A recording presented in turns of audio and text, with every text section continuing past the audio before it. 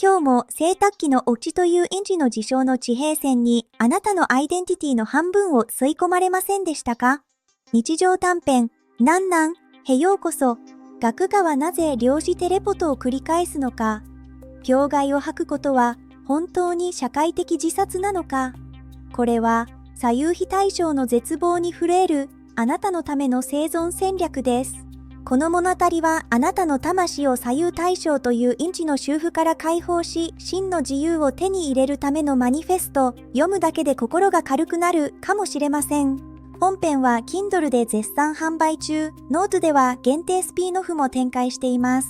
続きはポッドキャストで今すぐ概要欄をチェックしてくださいね。ラカシの自由をその手に。